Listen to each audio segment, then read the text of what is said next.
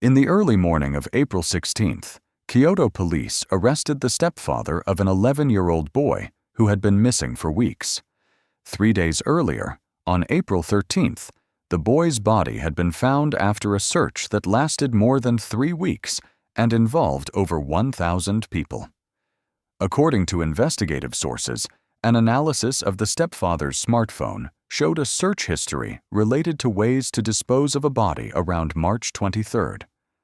Along with that, part of the data from the dashcam in the car he used on the day Yuki went missing was also believed to have been deleted. These digital traces led investigators to suspect that 37-year-old Yuki Adachi may have taken a series of steps to conceal his connection to the case. The police now suspect that the boy's body was moved several times by car within the Nantan area in an effort to delay its discovery. One line of investigation suggests that the body was temporarily left near a public restroom area, about 2 kilometers northwest of the suspect's home. During questioning, according to the sources, Adachi admitted to what he had done and said he could not deny his actions.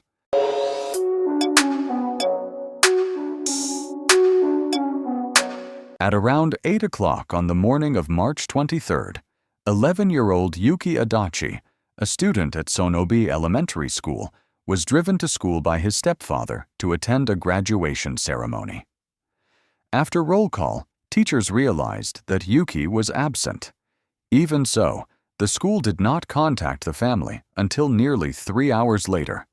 At around 11:50 that same day, the family was finally informed that Yuki was not at school. After that, the boy's stepfather, 37-year-old Yuki Adachi, called the police and said that he had taken his son to school. But when he returned to pick him up, he was told that the boy had never made it to class. A large-scale search operation was launched soon after. Around 640 police officers and more than 400 local firefighters were mobilized.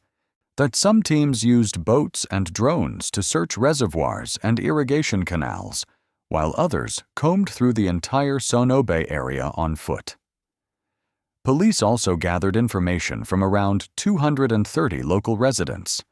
Students who arrived at school by car would normally take the path beside the playground and enter the building through the main gate. But the strange thing was that, aside from footage of the vehicle believed to have brought Yuki near the school, neither the school cameras, the security cameras along the route to the school, nor the cameras at the nearest train station captured any image of the boy. Even though police and firefighters searched the area around the school thoroughly, they were unable to find any useful clues. What made the case even harder to understand was that many parents and students were at the school at that time for the ceremony. And yet, no one saw Yuki, not even from the moment he was believed to have gotten out of the car near the school. Takeshi Ashikari, the principal of Sonobe Elementary School, said that this was the time of day when students were arriving at school. So if a child had been walking in an unusual direction, it would have stood out.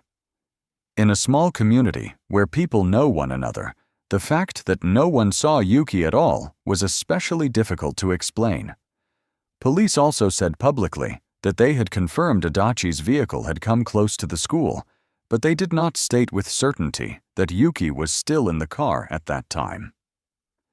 6 days later, on March 29th, a relative who had joined the search found Yuki's school backpack in a mountainous area about 3 kilometers northwest of the school.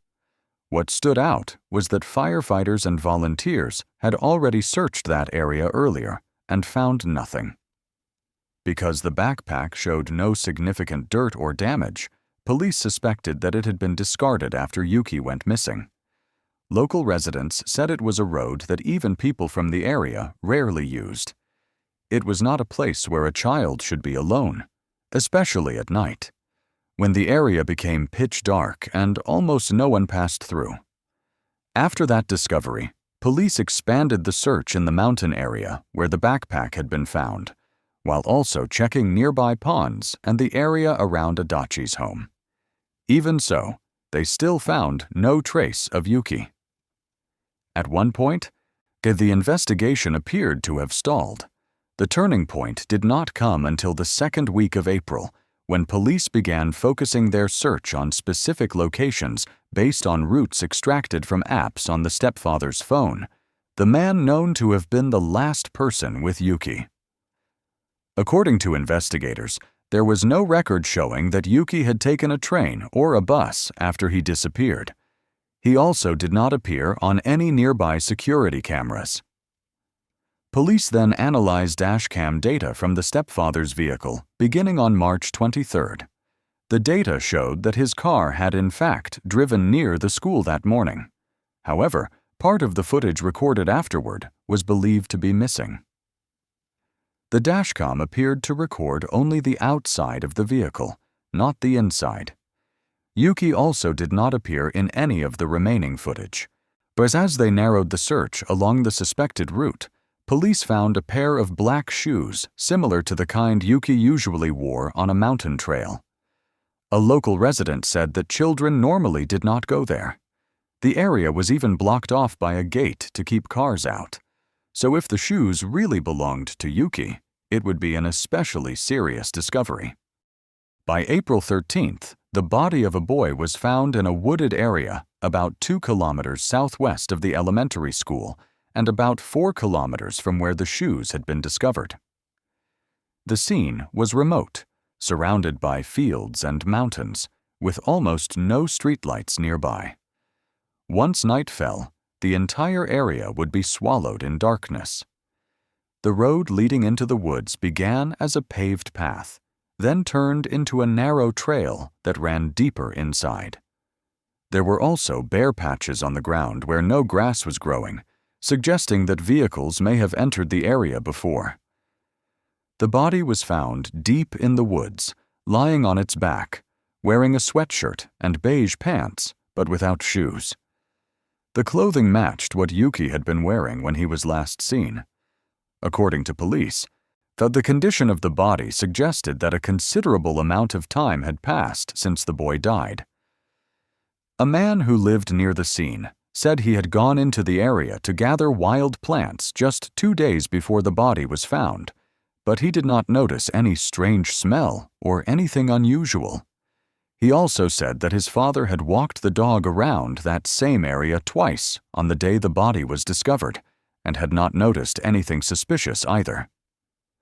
As investigators pieced the clues together, they realized that the place where the backpack was found, the location where the shoes were discovered, and the public restroom area that police suspected may have been used to conceal the body, all lay along National Route 453, the road connecting Adachi's home and his workplace. In other words, so the key traces in the case were all found within the suspect's familiar daily surroundings. One investigative source said that all of the clues seemed to fall along a single line.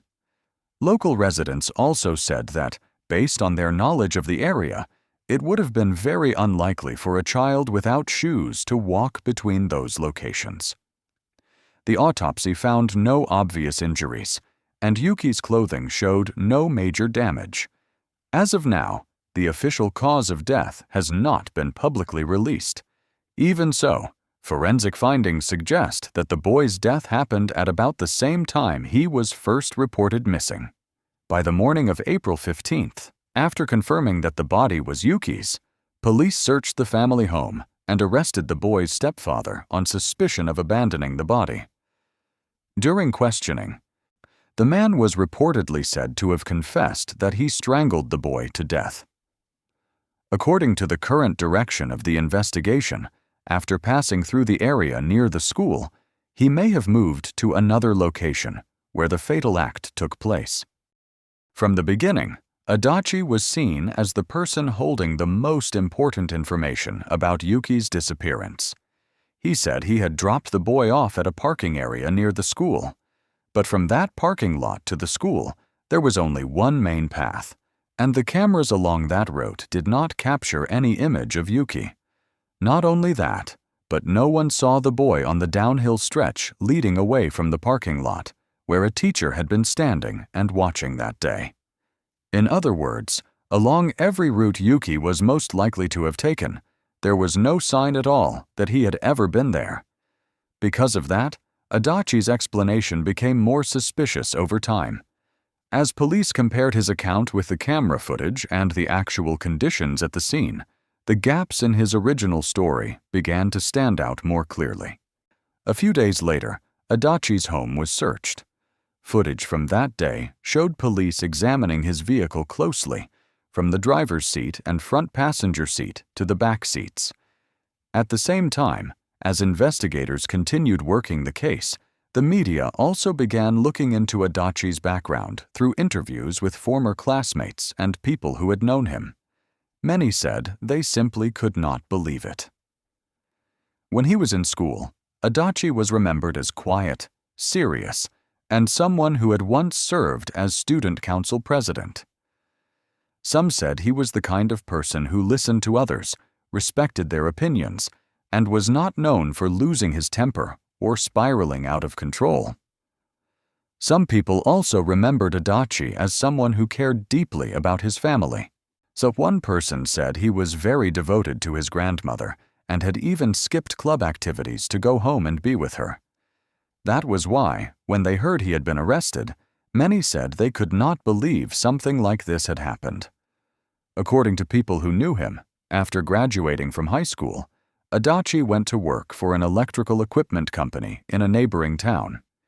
He was described as outgoing, easy to talk to, and well-liked by his co-workers. Police said Adachi met Yuki's mother at work, and legally, he was listed as the boy's father in the family registry. One co-worker said that during a company trip, Adachi and Yuki had sat next to each other on a bus and seemed close. Up to this point, there has been no record of any report made to child welfare authorities or police regarding abuse within the family. Some acquaintances also said that the three-person family had planned to go on a trip together right after Yuki disappeared. But as reporters kept digging, a different impression began to emerge from people who had interacted with Adachi after the disappearance. Several local residents said they felt something was off when they saw him handing out flyers on his own to look for the boy. One Chinese restaurant owner said that when he received a flyer from Adachi, what stood out most was how disturbingly calm the man seemed. He was so calm that it felt less like speaking to the father of a missing child and more like speaking to someone from a volunteer search group. Another woman, who had also received a flyer from Adachi, said his attitude at the time felt strange. He did not seem like someone frantically searching for his son. Instead, he seemed like someone carrying out a task in an unusually composed way. Even on the morning Yuki disappeared, Adachi had called his workplace and said he would be taking the day off because there were some problems at home. That call happened before the school contacted the family to report that Yuki was not in class. As of now, the investigation is still ongoing. Police have not publicly clarified the exact cause of death, the true crime scene, or the full process by which the body was concealed and moved. What they are still trying to determine is the motive: where Yuki actually died, how the body was moved between different locations, and whether the case will eventually be expanded to include a murder charge.